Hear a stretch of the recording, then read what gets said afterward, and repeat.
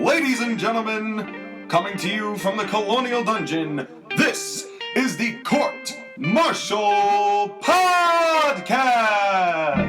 Introducing your host for this evening, he has a bald spot on the top of his head, and he weighs in tonight at a number you don't need to know. He is the Colonial Loudmouth, Sean McCarty! And welcome once again to a fantastic, exhilarating episode of the Court-Martail Podcast. I am, as always, your Colonial Champion, Sean McCarty, alongside the man of the hour, the man with the power, too sweet to be sour. I'm not going to mess it up this time. He is the one, the only, the man all the way from the Bay. Say hello, say ho-ho, hey-hey, or whatever John Morrison and The Miz are doing right now. Skyler Greenberg, welcome back to the show. The truth has set me free. It has. You have got we have a themed, fun episode for you, ladies and gentlemen, today. A lot to talk about. We are searching for the truth. And, Sky, why don't you break it down how all of this began? Well, this all began because we were watching Clash of Champions, WWE pay-per-view. As you all heard a couple weeks ago. And we have made a note about the 24/7 championship and how R-Truth was terrible. And then Which he was. You offhand made a comment offhand about how he was the NWA World Champion, and I had said that the NWA World Championship must have fallen far if R-Truth had won the title. And you said no, his early TNA stuff was actually really good. Which it is. Thus begun a challenge. Yes. To search for the truth. The search for the truth. So we decided that we were going to do a match. It originally was going to be a match of the week only. But then I decided to make this on a big expansion to dig into a career deep dive into the career of R-Truth. And it really isn't that deep of a dive. We only watched 3 matches. If you want to know how we reacted, that was on the live stream a couple days ago. Feel free to check that out, also on the channel. And we have some thoughts. So what we're going to do here is we are going to progress through the years, talk about what was going on at the time of these 3 matches taking place. We'll talk about the matches. We'll critique the matches individually, as well as talk about like the atmosphere around it.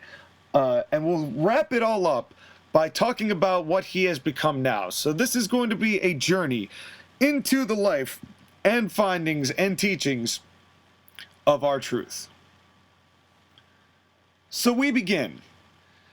At least, I'm sure there is plenty of earlier items as far as R-Truth is concerned, as far as on the indie circuit and after he was trained. I have not seen them, but I'm sure there are. But we are going to drop into the 2000s, into Thanksgiving of 2000 for this first match, which was Val Venis of Right to Censor going one-on-one with your man K-Kwik, who is R-Truth, Ron the Truth Killings, accompanied by Road Dogg, Brian James, and they're getting rowdy. What'd you think of this, guy? I thought that Road Dogg must have stolen some of Spike Dudley's overalls. I don't know what Road Dogg was wearing. That was ridiculous. Road Dogg looked like a total goon. Well, I mean, it was perfect for him. It was. And honestly, the thing about Brian James is that he really is a hell of a promo cutter. He always has been. He had the gift of gab coming from those Armstrongs. Having said that, I did not need to see him rap. Well, you speaking of 2003. Speaking of 2003, that was it might have been a little bit after that the 3 Live crew began, which was Road Dogg. I might have been R-Truth. Might have been R-Truth and Conan. And they stayed around for a little while. I don't know if they dropped in 2000. I think they did drop in 2003.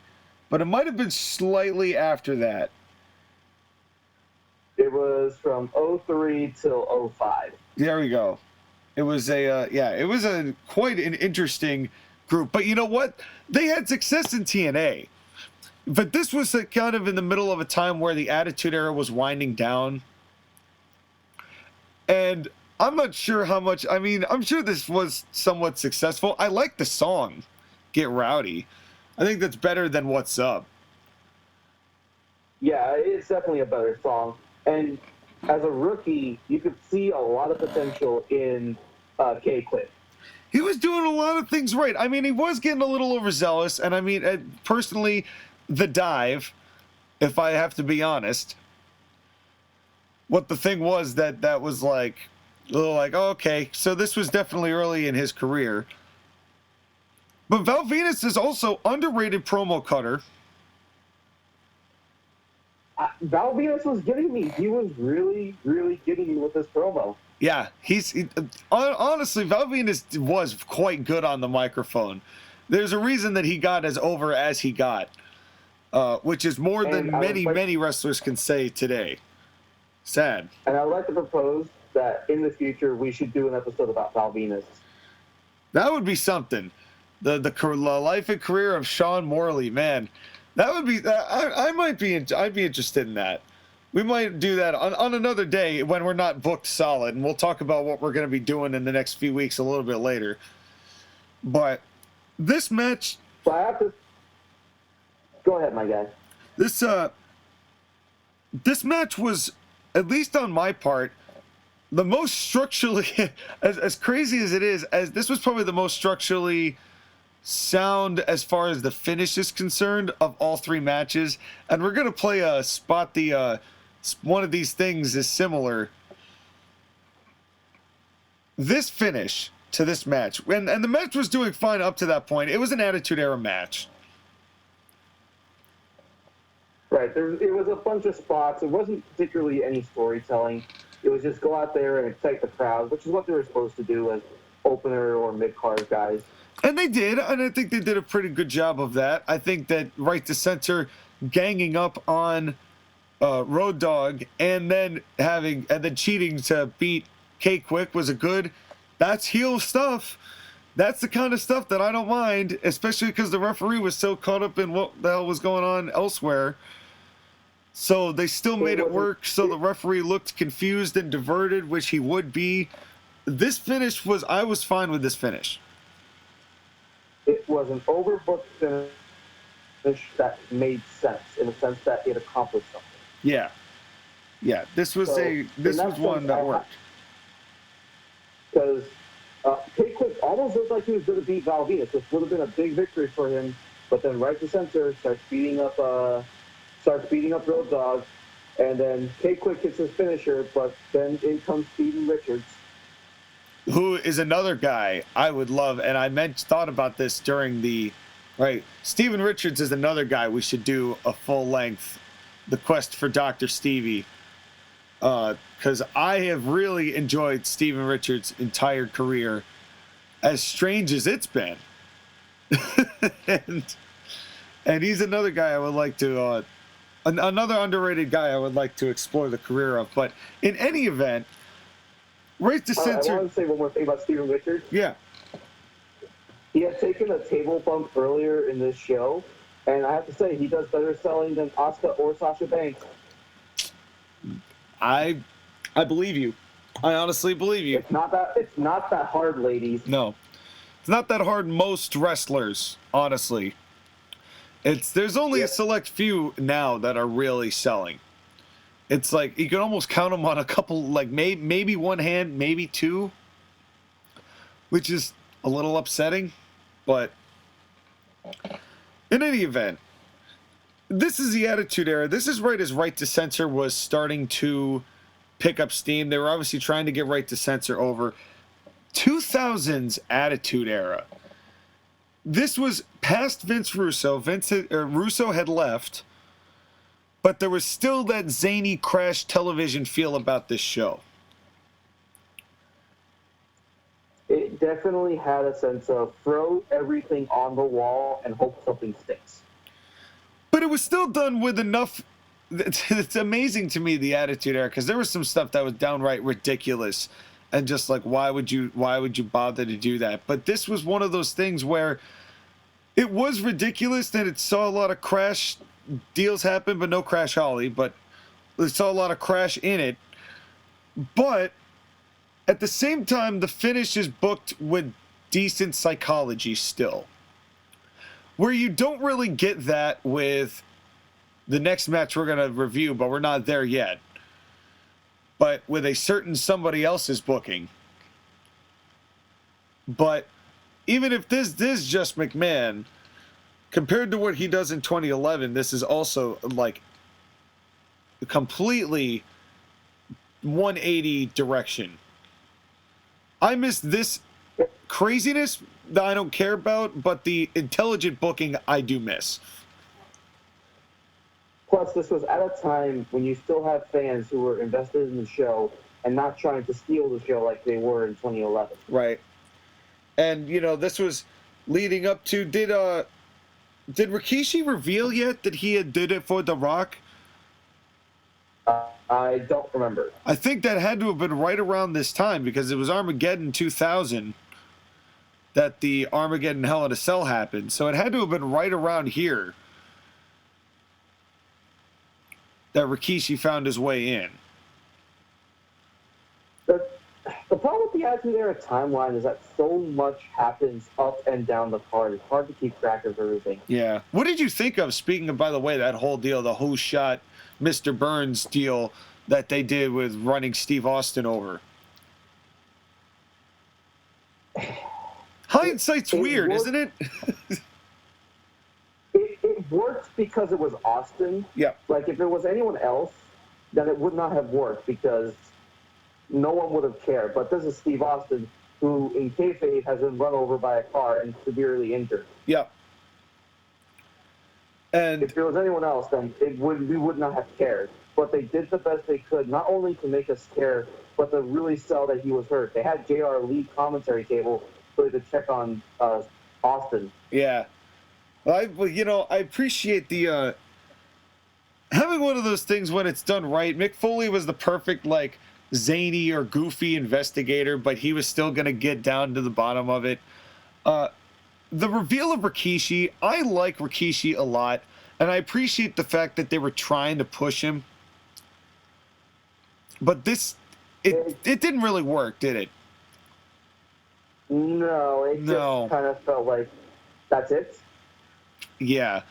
It just didn't come off, I think, the way that they wanted it to. And the Rock versus Rikishi match, by the way, is actually not bad. I think it was No Way Out the next year that they did it. Because... yeah, I think so. Yeah. Again, my timeline on the Attitude Era is not particularly great. Yeah, well, and it was...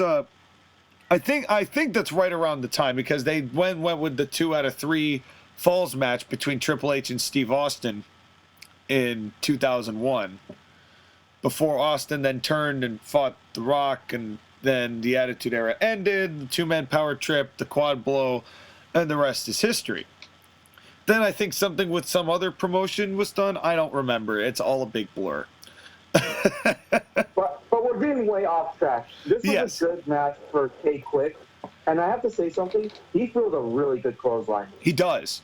He does. There was definitely, you knew that he was based well in his fundamentals, even though he was doing a lot of faster paced stuff, which, I don't mind a faster pace because it worked well with these guys. Honestly, Val Venis is a great worker, or he was a good worker, I should say. He wasn't a great worker, but he was a good worker. So he was good at giving him what he needed to give. For where this probably was on the card, this was probably one of the better psychologically sound stuff on the night that didn't involve Steve Austin. Right. Like, this was a good middle of the card match. It didn't need to be that great, but it just needed to get the fans hot for later stuff on, which is what it did. Yes. And what I feel like most matches now on Raw and SmackDown don't do. Oh, yeah. No doubt. It's one of those times that these days, it's hard to find any sort of semblance of storytelling that makes sense from week to week until they happen to stumble upon something that they can connect the dots with and act like they planned it from the very beginning. It's only like one week or one show, and then they can't even follow up the following week. Unless they hit this little big lightning in a bottle thing like they keep doing the Giants and the Patriots. Oh, I'm sorry, Roman Reigns and Brock Lesnar. Stop it. No. No. Which I'm still expecting might just be what we get for WrestleMania, but I'm getting way ahead of myself. Yes, you are. Or Truth. Let's talk about K-Kwik here, because K-Kwik, this was early in his career, but you could see where that here was a lot of fundamentally sound stuff he was doing. The fact that he was on mainstream pro wrestling in 2000, this was the first exposure I got to him was in this, as far as this part in his career. He still had a lot to go, I think, but there was definitely a lot of good there. I think it was. And one of the things that is kind of interesting about his career is that he wasn't in WWE for that long. He was only there for like a couple of years. But in hindsight, it was probably for the best that he left, because he was able to really shine in other places. Yeah. Because Attitude Era WWE was so filled with talent. Yeah, and it was going to be hard to find any sort of opening in WWE, especially when I can't remember the name of that little indie promotion that they did some sort of angle with that lasted about 6 or 7 months, that they squashed them. They were insignificant, squashed like bugs. I heard they didn't even have good talent to bring to fight. So World Championship Wrestling. I've never heard of it. Never heard of it. Well, fair enough. Most people don't hear about it. No, I kid. I like a lot of WCW. I like a lot of underrated WCW stuff, but I tease. But in any event, and we'll have to talk about, speaking of full episodes, we'll have to talk about the invasion angle another time. Because we could do a whole month on the invasion angle, but we don't want to. We could, but do we want to? Is the real question. The answer is no. I don't have that much time. Yeah, I think if we spend that much time dissecting who was there and who could be moved, and yeah, it would be. There's a lot to unpack there, which is why they keep doing documentaries about it to this day. As revisionist history as WWE has gotten. But I would like them to revise their history and appreciate our truth more. And that leads us to our second match. And the second match is from 2003. TNA, NWA TNA actually at the time. 2003, our truth for the NWA Heavyweight Championship against Ken Shamrock. What is your impression of this match, Sky? I'm just going to say right now, of course you picked Ken Shamrock, because he's one of my favorite early wrestlers. Well, and Ken Shamrock, speaking of Attitude Era, Ken Shamrock had left WWF, I think by 2000, I think it was mid-2000 he left. Maybe no, I think it was even earlier than that. Might have been right at 2000 that we didn't see much of Ken Shamrock. I think it was 99? Yeah, I think so. Yeah, I think you're right. I can look it up. Yeah, if you don't mind filling in for Mike Tenay here. But speaking of Mike Tenay, Yeah. No, I say that he left in 99. Left in 99. So we provide nothing but facts. To resume his mixed martial arts career, and then he stopped for 1 year stint in TNA. Yep, and where he actually, on the very opening June 22nd edition of TNA, when they were doing pay-per-views, the very first edition of NWA TNA had a 20-man battle royal to determine the first winner of the NWA Heavyweight Championship while it was under TNA's banner. And it came down to... Hold on. Gauntlet for the gold. Yes. Because TNA always has to have stupid names for their matches. Well, I mean, I'm going to give them the benefit of the doubt here. I mean, given the talent roster that they actually accumulated, it's they made it work still. It was pretty. There was this dude Malice who we saw in this match show up later, I think, who did pretty well. I think he finished either second or third. Ken Shamrock won that NWA title. And you wouldn't guess who the second to last participant in it was. It's TNA. I want you to take one wild Tennessee guess. Okay. I'm gonna take a guess. I think you might get AJ Styles? Yes. No. No. No. It is not AJ Styles. Think TNA. Think who really wanted to be defined by TNA and started the whole thing and wanted to be its champion and was like 7 times. Jeff Jarrett. Jeff Jarrett. My boy. My man. Jeff Jarrett. Who throws a hell of an underneath punch. Hell of a body punch. To this day. It's too bad he never drew a dime. It is honestly too bad, because he's a great wrestler, and I really like Jeff. I really like Jeff. I know that he's not everybody's cup of tea, but I really like Jeff. He's old school, and I really like the way he's old school. But I think his booking was never terrific either. That also makes Vince Russo.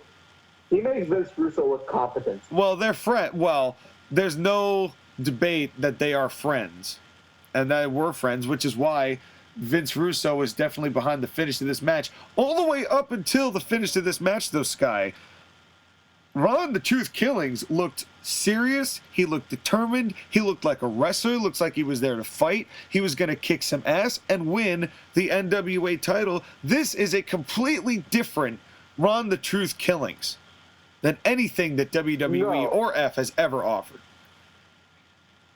Right, exactly. And they didn't have to make him crazy in order to make him serious. Seriously. R-Truth here was serious. Yep. He looked like he wanted to win, and he was doing his very best. He was getting his ass kicked a lot, though, but it's Ken fucking Shamrock. Yeah. And the way that Shamrock sold for him was really well. They made him look strong. Especially, they got the heat spot. It was hard to tell who was the heel and who the babyface was in this match. Did you notice? Yeah, because there wasn't really much baby facing from R-Truth. I know he was not in the business for that long. It was only his, maybe 4th year or so? Fourth or fifth since he was actually on TV. So you add 2 or 3 years of training onto that, and you're talking 7, maybe. Right. I think he did fine for what he was doing here, but he still needs work in truly engaging a crowd as a babyface. Ken Shamrock was doing great as a heel, though. Well, and I almost think that this is kind of maybe not their fault either, just because it kind of seems to me like this would have been one of those Vince Russo booked matches where there really was no thought of who was the heel and who the babyface was. I don't know. Ron Killings was a heel at this point. I mean, he was from everything he was doing in 2003, at least from 2002, 2003, when it got to the 3 Live Crew, it obviously changed a little bit. But he was at a point where he was actually, and I think that this was one of those moments where they may have just booked this to oblivion, which we definitely got. And then in this finish, what was this finish even? It was a garbled mess is what it was. This finish was really, really stupid. So we have Father Mitchell, who you all have seen before from that Raven Vampiro match that happened earlier in 2003. And he brings out his group, and they're just standing up on the apron. And then they have this other guy. I don't remember his name. Monty Brown? Who is it? Yeah, Ronnie Brown. Monty Brown. Monty Brown, the former Marcus Corvon.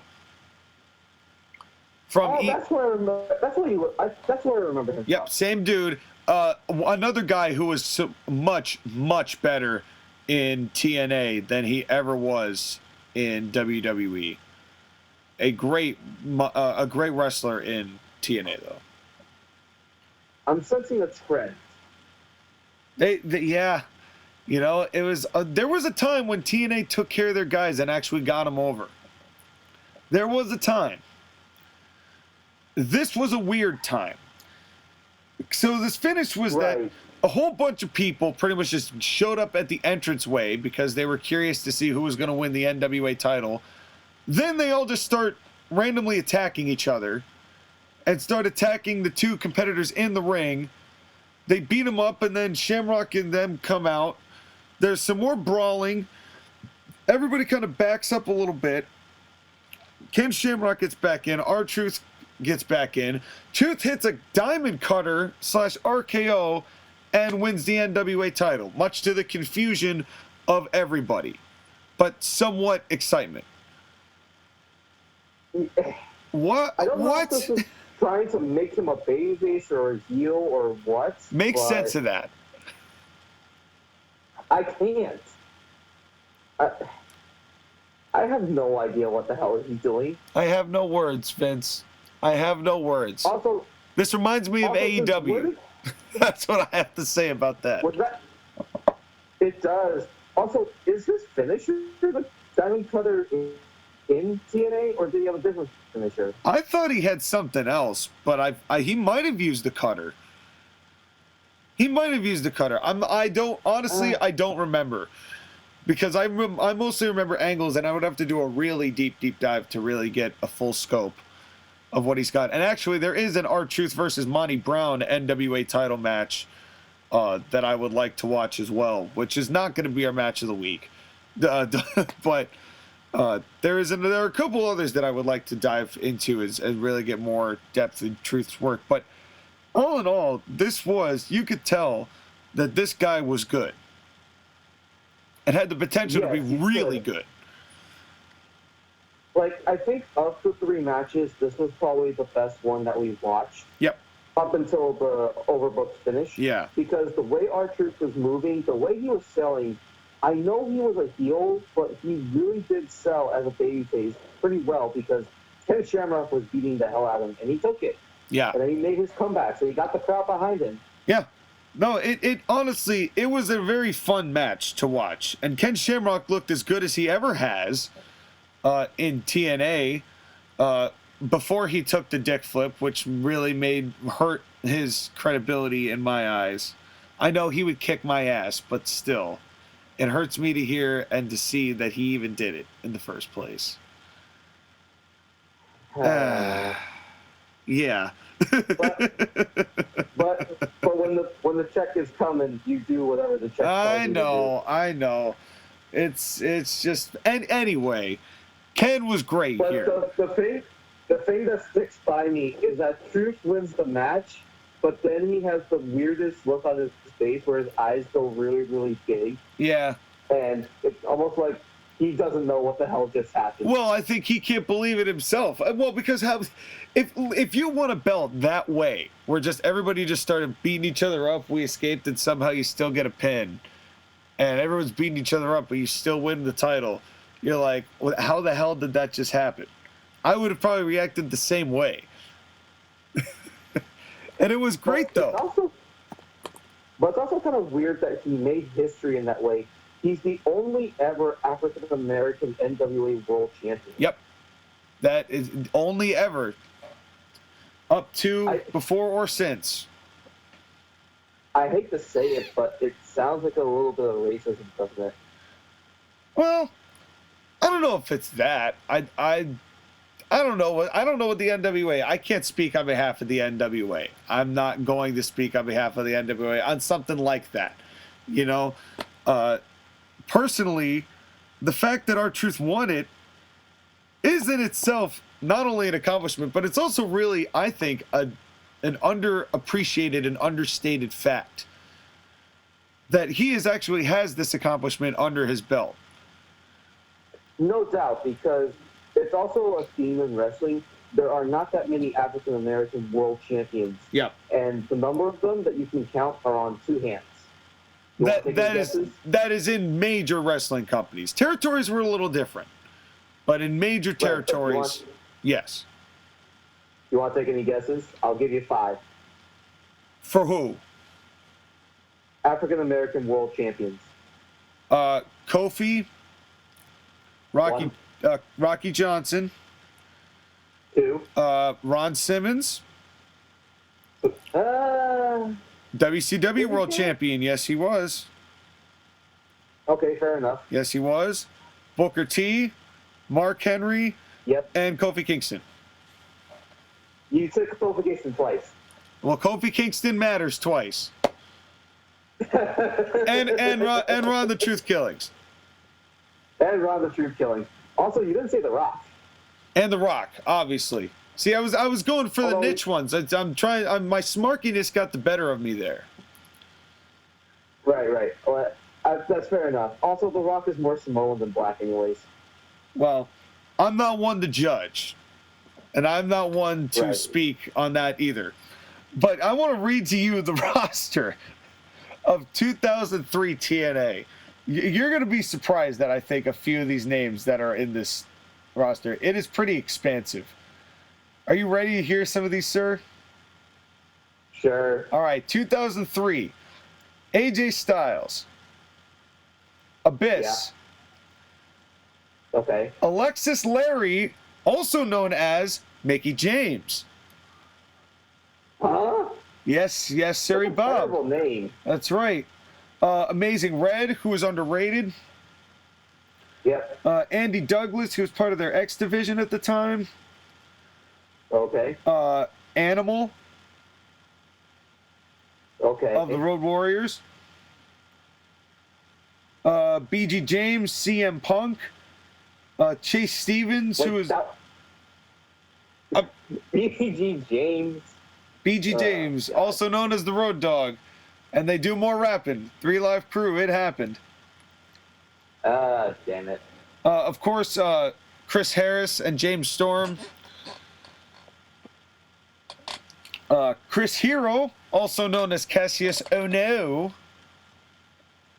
Oh, no. Early roster. No. Early, that was stupid early in his career. It was 2003. Yeah. Same goes for Chris Sabin. Mm-hmm. Same goes for, Christopher Daniels had already been around for a little while. Christopher Daniels has been around forever. Yeah. Crash Holly. He's another guy just like R-Truth who doesn't age. Yeah. No, he really doesn't. Crash Holly. Oh, yeah. Also known as Shark Boy. The original Shark Boy. Was Crash Holly. I don't know whether you knew that. No, I knew that. And speaking of, Kurt Hennig. Really? Mr. Perfect. Yes, there is a match or two with Kurt Hennig on the roster in 2003. D'Lo Brown. Delirious. Disco Inferno. Long ties with TNA. It actually says Dixie Carter here. From 2003, that's surprising that she's been in it for that long. Dixie Carter, the original Brandy. Don Callis, long roots in TNA. Don West, super underrated. Dusty Rhodes, big into the early TNA. Oh yeah, really? He was one of the founding 5 or 6 or however many there were. Yeah, Dusty was instrumental in the early part, as was Dirty Dutch Mantel. Yep. Ekmo Fatu, also known as Umanga. Okay. The names for these guys are just weird. They are. Well, TNA, bro. 2003 TNA is still TNA. Elix Skipper is honestly another underrated guy, but he usually was just doing flips and X Division stuff. That's fair. I never really knew him to be much of a psychologist in the ring. That's just my hot take on Elix Skipper. I don't think that's a very hot take. Well, some might. Some might. Some TNA hardcores might. Frankie Kazarian was there at the time. Gangrel there at the time. It sounds like they just take a bunch of the WWE cast-offs and any cheap talent they can find. This is 2003 TNA is still TNA, bro. But you also have to consider that a lot of these guys didn't make the jump to WWE at that time either. You know, a lot of these guys were not brought in 2001, so they made this in 2002. True. Plus, WWE at the time had so much talent because they also got WCW and all the other territories that they didn't have room for everybody. Yeah. Then speaking of, and this guy, Grandmaster Sexay. He was, though, they used his actual name, which was Chris, I think they used Christopher Lawler. No, they used Brian Christopher. And he was actually pushed significantly in the first few weeks of TNA. First few months, actually. They used him as a pretty big deal. He didn't draw really, but he was actually not bad. I will give him he did know how to talk. Yep. Father James Mitchell, we've talked a little bit about him before. Jeff Jarrett, obviously on the roster.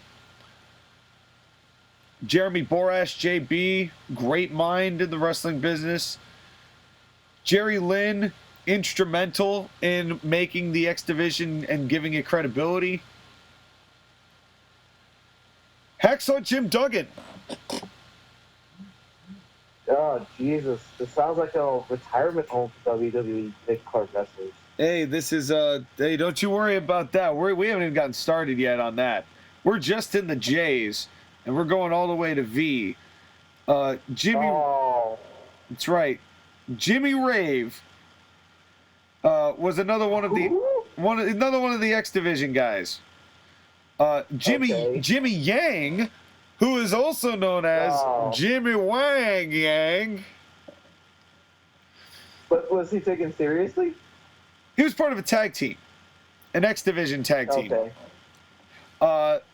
Okay. Johnny Swinger. That tells me no. Oh, God. Well, Johnny Swinger, who's, I believe, still working for TNA at this moment. Weird how that goes full circle. Just Incredible, who shows up pretty much everywhere. Have you had a wrestling promotion that Just Incredible has not wrestled before? Yeah, please let us know. Juventud Guerrero, speaking of, similar deal. Hoovy! I honestly really liked Hoovy. And I liked when he took his mask off in WCW in '97 and turned heel because of it. I honestly really liked what they did with Juventud Guerrero.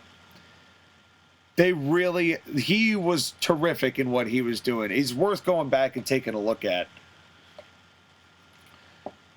He's I don't know how he was here because I didn't see much of this. Kid Cash, we've seen pop in and out of places. Conan, Larry Zbyszko. Speaking of WCW cast-offs and returns. Dirty Dutch. And Larry Zbyszko was actually, really, if you want to break it down, that was a Vincent Jr. drop-off. Because that's where he originally was when he betrayed Bruno. Larry, great promo as well. Lex Luger. Back, but I don't think he was in a wrestling role because I think the steroids had caught up with him at that point. I would think so. I think it was right around this time that Luger was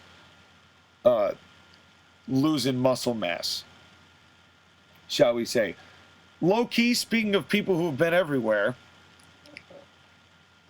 Yes, the Jackass. There's not a place where Low-Key doesn't go. This one was a surprise for me. Matt Sydal. No. 2003, though? He must have been a rookie. 2003. Oh, yeah, he had to be super, super young. Mike Tenay, obviously. Paul London at this time. That's about right. This is going to be a surprise for you, I think. Percy Pringle III, also known as Paul Bearer. Really now? Absolutely. He cut quite a few promos for TNA in 2003. It was a wild world in TNA in 2003. There was some craziness going on like you wouldn't believe. Perry Saturn, TNA 2003. PCO, Pierre Coulé, 2003. Raven, as we witnessed in a match of the week a couple weeks ago. Yep. Rick Steiner, not Scott, Rick Steiner. Aww. Just Rick. Aw, baby pump. The Rock and Roll Express. Wait, were they like 80 years old at this time? No, they're in their 60s now. 60s or 70s. I'm pretty sure they're in their 60s. So then they would have been 50. God. And they're still wrestling, man. They're still doing it. When the check calls, huh? Hey, or, you know what? Or just because they love to do it, and they're really good at it, and nobody's going to stop them. They'll probably keep doing it till, you know, that sometimes wrestling's an addiction, but sometimes they do just love doing it. Who stops first, them or Vince? I think Vince. He's going to be pressured. Rock and Roll Express got no pressure. Fair enough. Then we get to R-Truth, Sabu. Oh, yes, gotta get some ECW guys in there, too. Scott D'Amore, who did the Team Canada deal. Shane Douglas. This guy named Sin, who I don't recognize as much.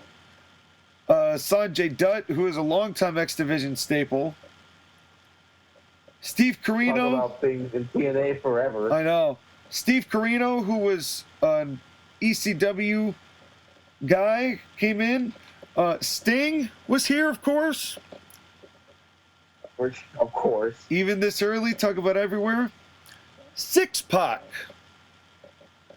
That's right. Yes. That's right. Yes. Your boy, Sean Waltman. This is a surprise one. Teddy Hart. No, it's not. Teddy Hart. Oh, God. Teddy Hart is legendary in professional wrestling for being one of the craziest motherfuckers ever. Just like the next guy on our list, the Sandman. Imagine those two. Did they ever wrestle? I'm not sure. I am not sure. No wrestling ring could contain those two. No, and they wouldn't stay in the ring anyway. Are you kidding me? They would not. Yeah, they would downright refuse to use the ring. They would go out to the crowd, probably kill about 3 or 4 guys, and injure and maim another 6 or 7. And then they probably have lawsuits, but then they would get by. Well, we're gonna let that be TNA's law department and their lawyer system handle that. Meanwhile, we've got 2 females, Tracy Brooks and Trinity.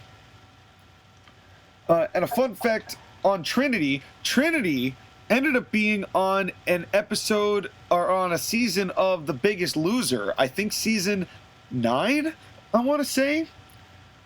Because somebody botched a suplex and messed up her back. So she couldn't ever wrestle again, and then she got to food, and then she lost a whole bunch of it. Hooray! But that's a fun fact about Trinity the wrestler. Female. TNA. That doesn't seem very fun. Well, speaking of things that aren't fun, Vampiro. Yes, Daddy Darby Allin. Because he is a dark man. Very dark man. So what a roster. to work with in 2003, in addition to cameos from Roddy Piper and Vince Russo appearing on television as one of the producers. Oh, God. Yep. That is what we're dealing with here. So, and just for fun, you want to hear all the producers that are on this? The producer list on 2003 is Don Callis, Dusty Rhodes, Dutch Mantell, Jeremy Borash, Scott D'Amore, and your boy, Vinny Rue. I'll be honest with you, actually, that's not a bad list of bookers, except for Vince Russo.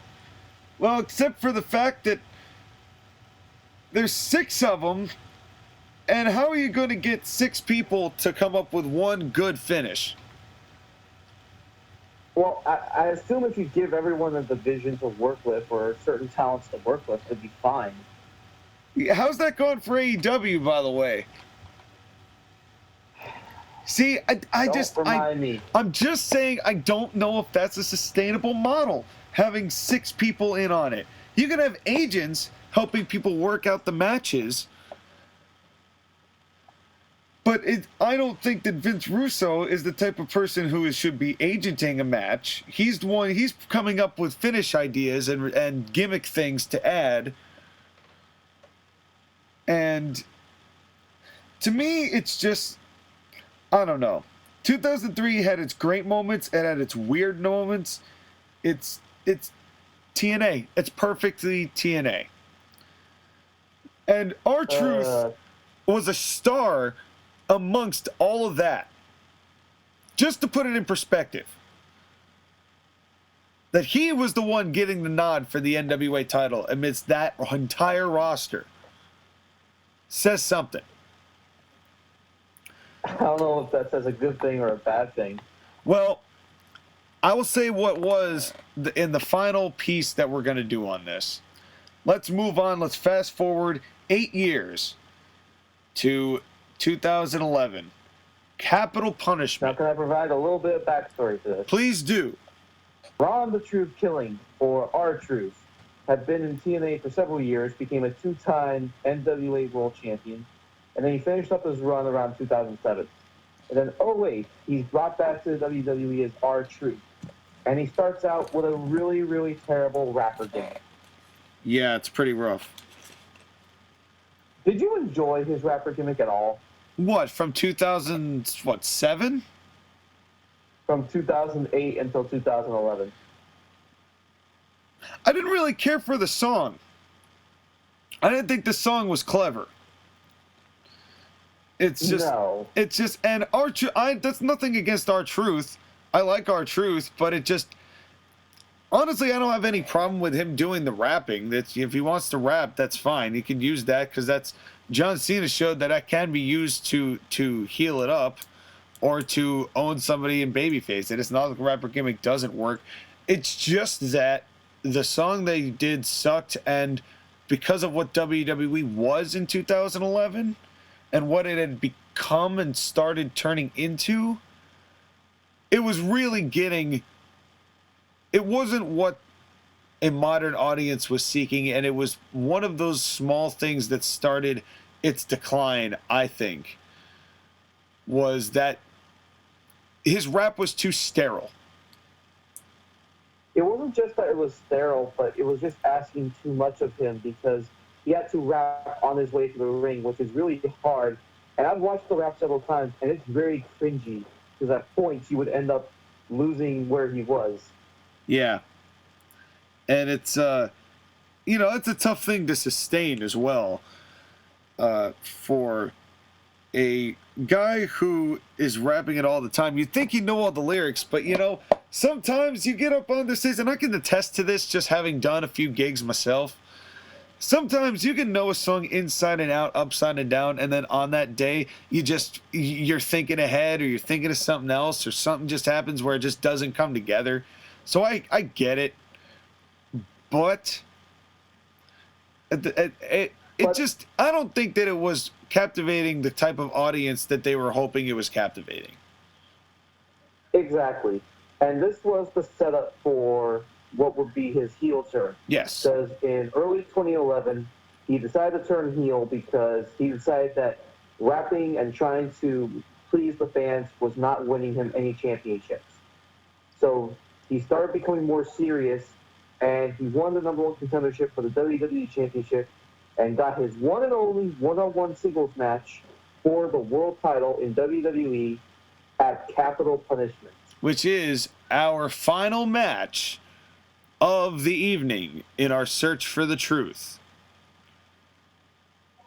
Now, before we continue, because I totally forgot to insert it in the match that was intentionally the match of the week, I want to make sure I get it in so everybody is not deprived of the quality musical example of genius, baby, that I am now able to put in. So roll that intro, even though it's not in the right place.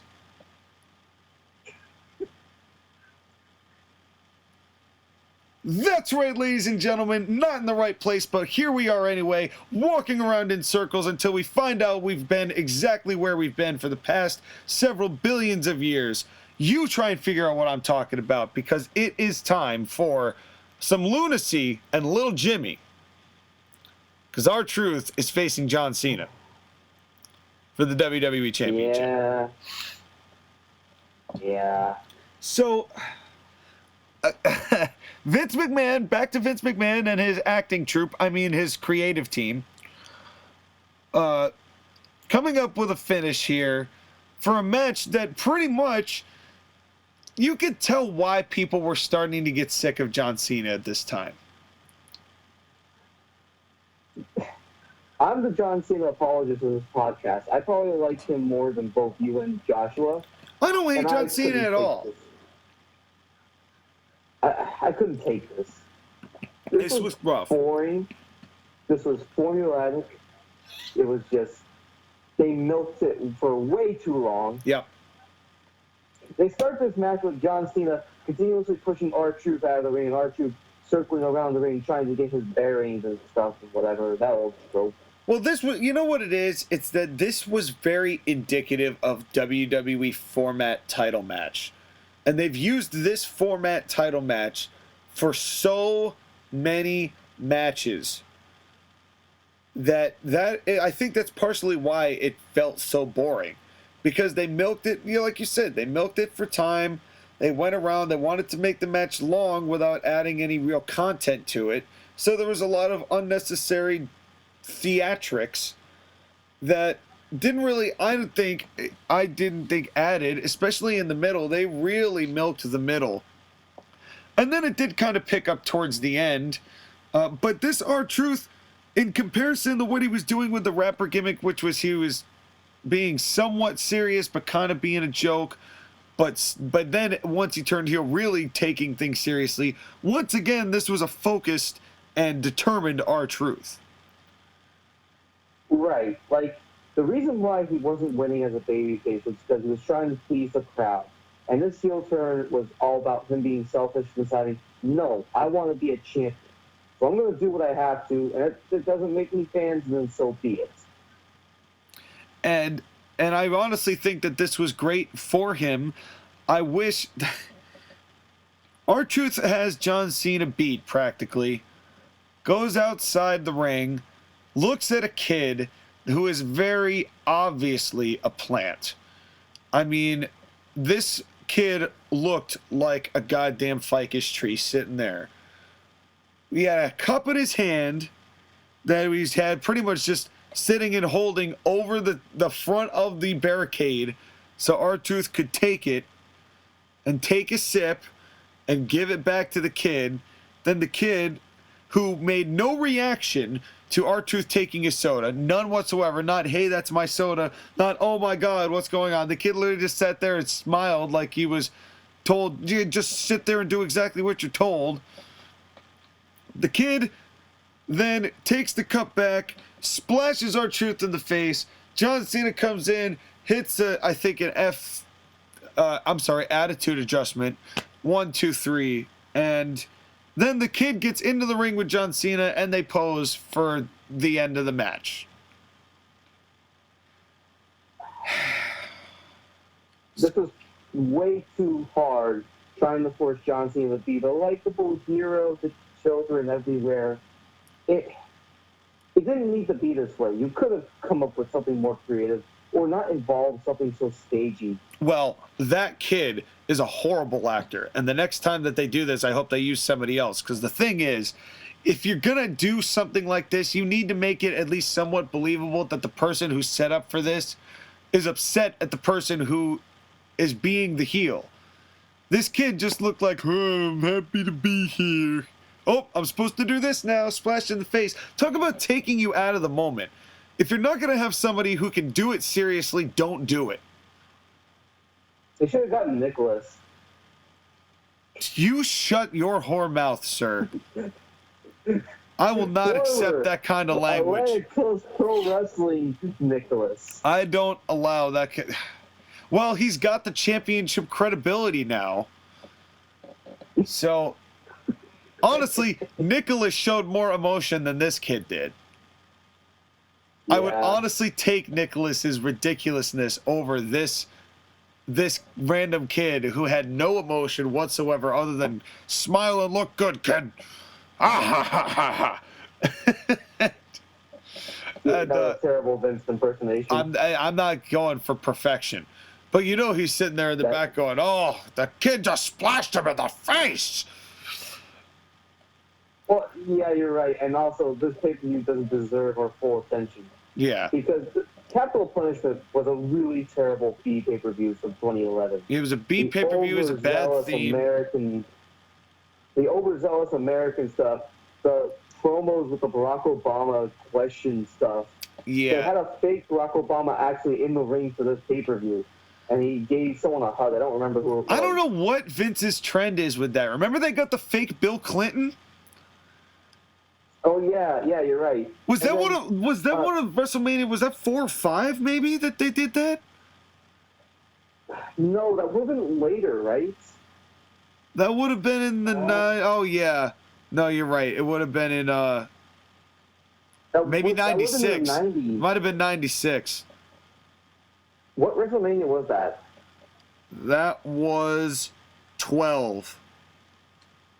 I thought this was a WWE main event B-level pay-per-view match. Is all it was.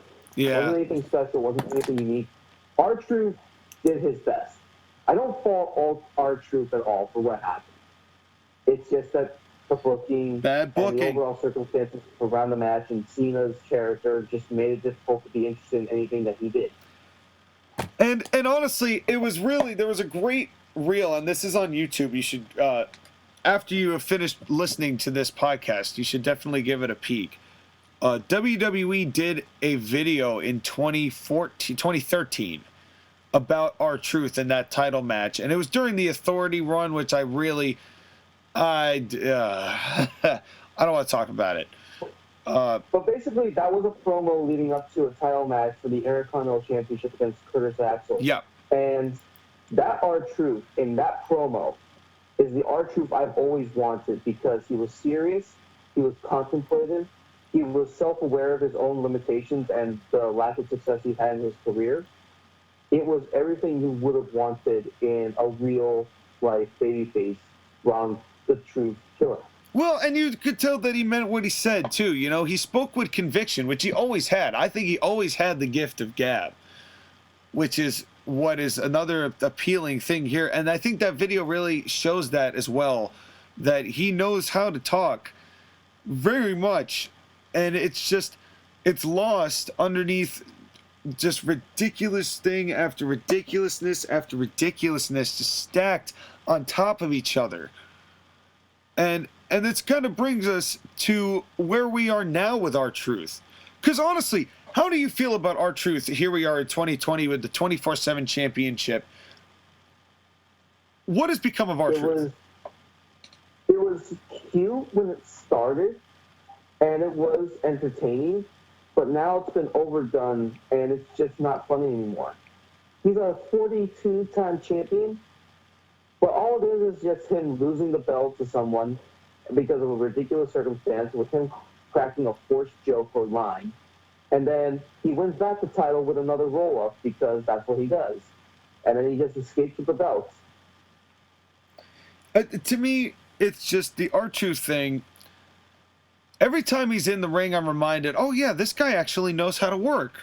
But another guy that you never see it. You never see it. You never see it. Ridiculous comedy skit. And they've been doing that with him pretty much since that Intercontinental title match. Because what did he get into? He got into the Golden Truth. He then left that and went into another couple obscurities, and then started an alliance with Carmella for a little bit. Yep, then did the Carmella thing with Carmella, which worked somewhat, at least to some extent, with them. Won the United States title, which was bigger, because it showed that R-Truth still could go. Yep. But it was still not enough for me. This is a guy who has been the victim of circumstance, I think. And if he had been in a place with the right people at the right time to really cultivate what he really was and what he was turning into and where his career was headed and what he was able to do and what he learned, if you had given me a serious wrestler with a little bit of comedy rather than a comedy guy who wrestles with R-Truth, I think we'd be having a very different conversation with how we look at Ron the Truth Killings. Honestly, had he stayed in TNA, and I know we say, TNA all the time, but had he stayed in TNA, he would have been taken seriously as a threat to the world title or been an upper mid-card or mid-card guy. And he wouldn't be treated like a comedy wrestler.